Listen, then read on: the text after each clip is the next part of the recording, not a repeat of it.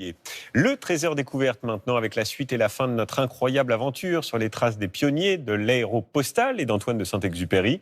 Alors aujourd'hui, on fait escale à Saint-Louis au Sénégal, dernière étape de ce rallye de passionnés, avec une escale à l'hôtel de la Poste. C'est un lieu chargé d'histoire, puisque c'est là qu'ont séjourné les héros de l'aviation comme Jean Mermoz. Mission accomplie, c'est la fin de notre feuilleton signé Nicolas Bertrand, Mégane Guillaume et Fabien Fougère.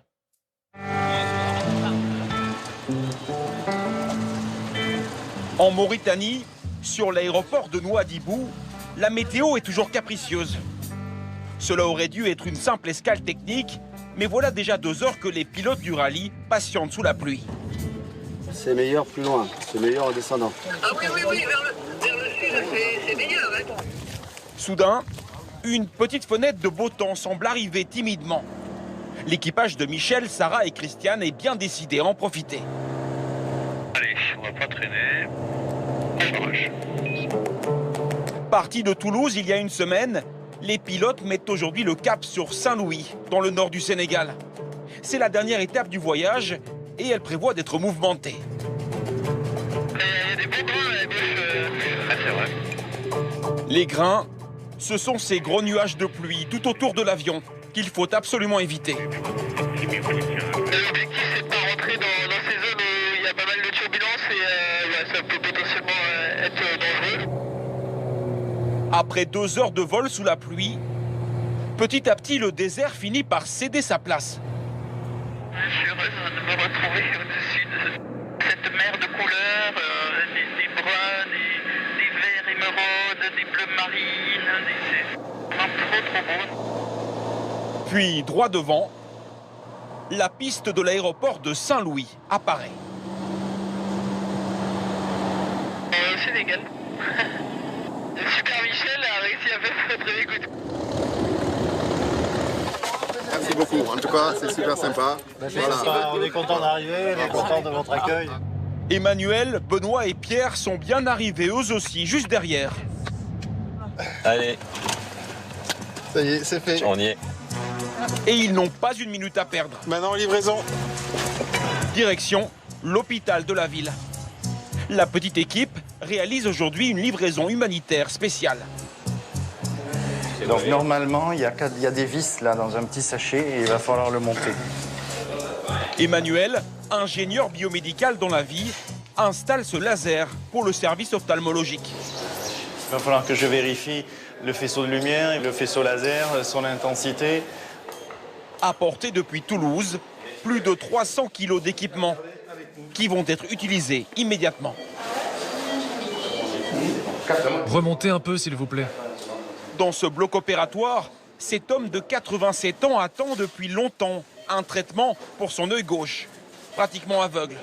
C'est la première fois qu'il y a un laser, donc c'est la première fois que l'opération aura lieu ici à Saint-Louis. C'est bon? On attaque? Et on délivre un premier impact. Voilà, super. L'opération ne dure que quelques secondes. Allez, fini. Mais elle va changer la vie de cet homme et de nombreux autres Sénégalais. Ça va faire beaucoup de différence. Nous-mêmes pratiquants, ça va beaucoup nous soulager parce qu'on était très limités par rapport à nos moyens thérapeutiques. Ça, c'est sûr, ça va sauver des milliers de vies. En 7 ans, les équipages du rallye ont déjà livré 45 tonnes de matériel. C'est plus d'1 million d'euros de dons pour l'hôpital de Saint-Louis. Pour les pilotes, la journée s'achève au célèbre Hôtel de la Poste. Ici, c'est un peu la Mecque de tous les aviateurs. C'est incroyable. Waouh! Pendant plus de 10 ans, les pionniers de l'Aéropostale logeaient eux aussi entre ces murs. Parmi eux, Antoine de Saint-Exupéry. C'est la chambre de Saint-Ex. Je suis sûr que c'était comme ça déjà, ça n'a pas changé. Mais voilà, on est au même endroit. Un siècle plus tard, c'est absolument incroyable. Je suis très ému, vraiment. Et il y a une chambre en particulier dans laquelle tous aimeraient loger. Bonsoir. Monsieur Jean et Nils. À l'intérieur, c'est un petit musée dédié à l'un des pilotes les plus charismatiques de l'époque, Jean Mermoz. Là, il est devant un Breguet 14, voilà, à ses débuts. Il a démarré à l'Aéropostale à 24 ans. Là, il y a quand même une photo qui est assez incroyable, Nils, hein, regarde.